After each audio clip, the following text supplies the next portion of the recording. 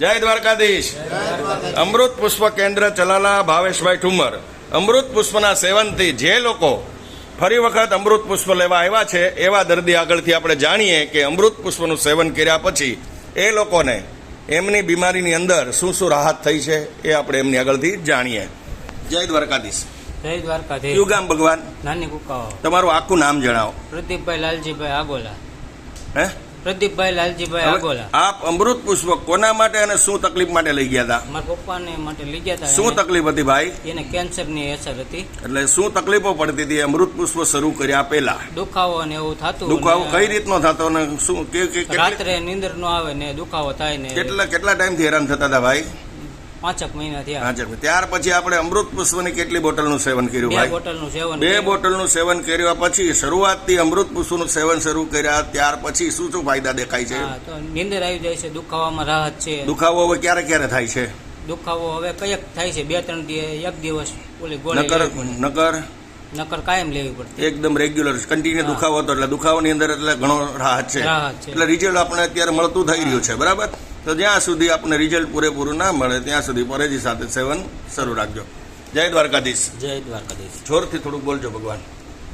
જય દ્વારકાધીશ. જય દ્વારકાધીશ. કયું ગામ વાલા? ધારી. ધારી. આખું નામ જણાવો તમારું. બિપિન અરવિંદભાઈ ગોઢાણીયા. હવે કોના માટે આપણે અમૃત પુષ્પ લઈ ગયા હતા ભગવાન? મારા મમ્મી માટે. એમને શું તકલીફ હતી? એને મગજની સ્નાયુ દબાતી. કેટલા વર્ષથી હતી ને શું તકલીફો પડતી? 8 વર્ષથી તકલીફ હતી. શું થતું? અને મગજની અંદર શોટ આવતા. શોટ આવે એટલે શું પરિસ્થિતિ થાય? બેસુધ જેવી હાલત થઈ જાય. બેસુધી જેવું થઈ જાય. ટૂંકમાં એક ટાઈપની આંચકી ટાઈપનું થઈ જાય. બરાબર. એના હિસાબે પછી શરીરમાં શું થાય? પછી દુખાવો, પુષ્કળ દુખાવો રહે. એ કેટલા ટાઈમ સુધી રહે એ બધું? એ 5-7 મિનિટ રહી, પણ દવા લેવા છતાં પણ ચાલુ જ રહેતું. કેટલા વર્ષથી? 8 વર્ષ જેવું છે. હવે ત્યાર પછી આપણે અમૃત પુષ્પની કેટલી બોટલનું સેવન કર્યું ભગવાન?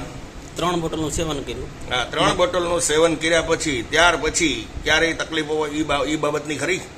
એક વખત તકલીફ પડી. જે મેં તમને કીધું એ પ્રમાણે 1-2 દિવસની અંદર તમને જોરદાર એક ઝટકો મારશે ત્યાર પછી ક્યારેય નહીં આવે. પછી ક્યારેય નહીં. આ વસ્તુ સક્સેસ તમારા દર્દીની અંદર પરિણામની દ્રષ્ટિએ તો ગણીએ તો કેટલા ટકા કહી શકાય? 95% જેવું. એટલે આમ તો થઈ ગયા જેવી જ વાત છે. બરાબર. આપણે તો રિપીટ દર્દી છીએ ભગવાન. જય દ્વારકાધીશ. તમે તો 3જી વાર વિડીયો છે. આજની તારીખે દર્દીની કન્ડિશન શું છે ભગવાન? તમારું નામ તો જણાવો. જય દ્વારકાધીશ. તમારું નામ જણાવો. તુલસીભાઈ અર્જુનભાઈ બોરડા, ગામ સાવરકુંડલા. કોના માટે હતું આપણે? મારા ઘરના માટે. એટલે 3જી વાર તમારો વિડીયો છે. પણ આજની કન્ડિશન શું છે એ તમે જણાવો. 9.37 ક્રિએટિન હતું. Kidney creatinine. બરાબર. એના માટે પછી શું પેલા અહીંયા આવ્યા પહેલા શું શું પરિસ્થિતિ નિર્માણ થઈ હતી? હાલી ન એકતાનું કાંઈ હાલવું નહીં. હાલવું, ચાલવું, ખાવું, પીવું. છેલ્લે પછી આપણે એના માટે શું કરાવડાયું? પછી તો છેલ્લે એને મુંબઈ લઈ ગયા. મુંબઈ અઠવાડિયામાં 3 ડાયાલિસિસ કીધા. બરાબર.